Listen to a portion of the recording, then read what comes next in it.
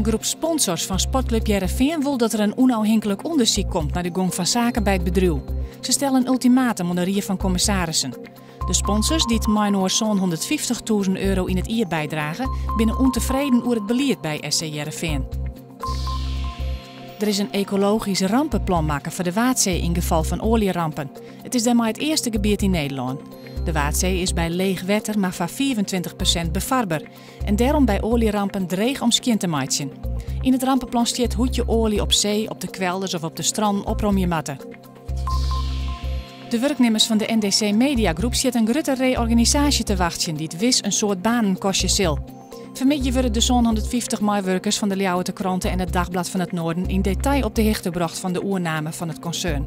Tot de drie partijen FB Oranjewoud, Gemeente Dree en bankier ING.